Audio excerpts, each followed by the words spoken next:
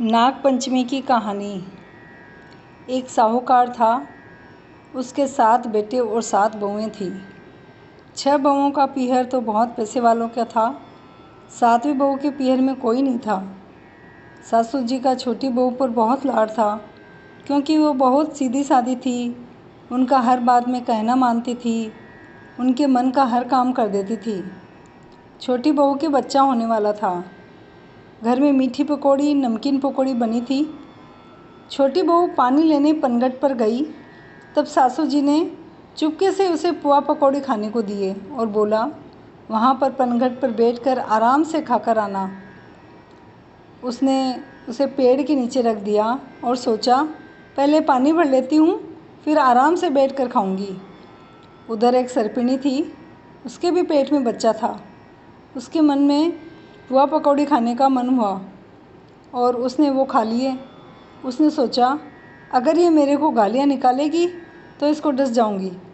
जब छोटी बहू आई और देखा पुआ पकौड़ी नहीं है, तो बोली, कोई बात नहीं, कोई होगी मेरे जैसी, उसने खा लिया, कोई बात नहीं, भगवान उसका भला करे। जब उसने सुना तो बड़ी खुश हुई। अपने पति से बोली, ये बहुत अच्छी है, इनको अपनी धर्म की बहन बना लेते हैं। सर्प देवता उसे आकर बोलते हैं, आज से तू हमारी धर्म की बहन हो। वो बहुत खुश हो गई, क्योंकि उसके पीहर में कोई नहीं था। कुछ समय बाद उसके लड़का हुआ। बच्चा हुआ तो धर्म भाई के घर से सास, देवरानी, जिठानी, सभी परिवार के लोगों के लिए कपड़े, गहने, मिठाइयाँ, बहुत सारी चीज़ें आई। कुछ साल बाद उसके मन में आया, सभी लोग अपने पीहर जाते हैं, मैं कहाँ जाऊँ। उसके भाई ने उसके मन की बात समझ ली। एक दिन मानव का रूप धरकर उसके घर आते हैं। उसके सासू जी को बोलते हैं, मैं आपकी बहन को पीहर ले जाने के लिए आया हूँ। उसकी सास बोलती है, इसके पीहर में तो कोई नहीं है। वो समझाता है, जब उसकी शादी हुई हम बाहर कमाने गए हुए थे। दूर के रिश्तेदार हैं, ये भी हमें नहीं पहचानती है। वो सबके लिए खूब सारा सामान लेकर गए थे, तो सासू जी बहुत प्रसन्न हो गई। सासू माँ ने छोटी बहू को उनके साथ भेज दिया। रास्ते में चलते चलते जब बाम्बी आई, तब सांप ने उसे समझाया, मैं वापस रूप बदलूँगा, सांप बनूँगा, तुम डरना नहीं, मेरी पूंछ पकड़कर चलना। जब वो पाताल लोक में सर्पों के देश में पहुँचे, तो वहाँ का ऐश्वर्य देखकर वो दंग रह गई। हीरे, पन्ने, माणक, मोती, सोना, चांदी, सभी के भंडार भरे थे। इतने तरह के सांप थे, सब कुछ बहुत ही विचित्र था। सर्पराज की पत्नी, माँ, बहनें, भाई, सभी कोई उसे देखकर बहुत खुश हुए। उसकी तो घर के काम करने की आदत थी, वहाँ कुछ काम था नहीं। माँ से बोलती है, माँ, यहाँ और तो कुछ काम है नहीं, मैं सभी सांपों को दूध ठंडा करके मैं पिला दूँगी। माँ ने कहा, भाणे चंचल है, अगर उसने घंटी बजा दी तो अनर्थ हो जाएगा। उसकी माँ एक बड़े कड़ाव में दूध गर्म करके ठंडा करती थी और फिर घंटी बजा के सब सांपों को बुलाती थी। तब सारे सांप आकर दूध पीते थे। एक दिन पर वो बेटी बोलती है कि नहीं माँ, आप चिंता मत करो, मैं सावधानी से सब काम करूँगी। एक दिन जब वो दूध ठंडा करने लगी, दूध पूरा ठंडा हुआ ही नहीं था कि उसके बच्चे ने घंटी बजा दी। घंटी सुनते ही सभी नाग दूध पीने कड़ाव में कूद गए। किसी का फन, किसी की पूंछ, किसी का पेट जल गए। वो खांडे बांडे हो गए। अब तो सारे नाग क्रोधित हो गए, हम तो बहन को डसेंगे।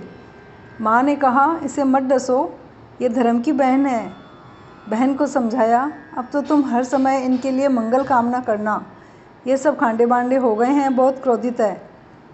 तुम हर समय ये बोलना, जियो मारा नाग नागनी, जियो मारा खांडा बांडा वीर, वीर ओडावा राय दिखंडो चीर, चीर तो जाओ फाट, अमर रहे मारा खांडा बांडा वीर।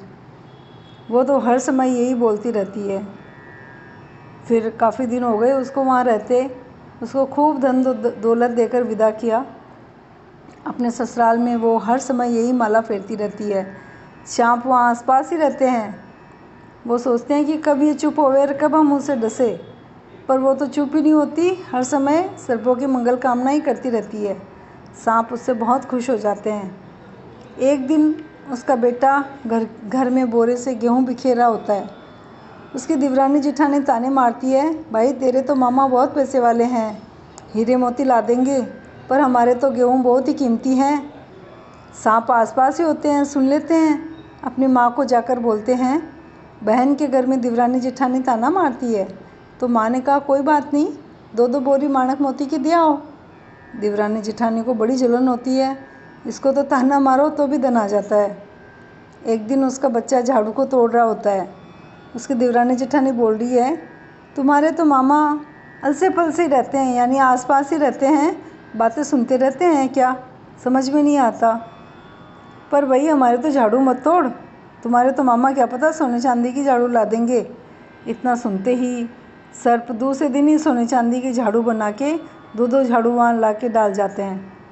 छोटी बहू अपने भाइयों की मंगल कामना हर समय करती रहती है।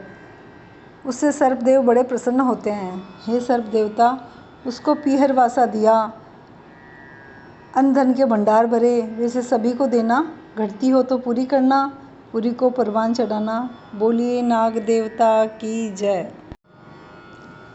पथवारी माता की कहानी। 2 आदमी थे।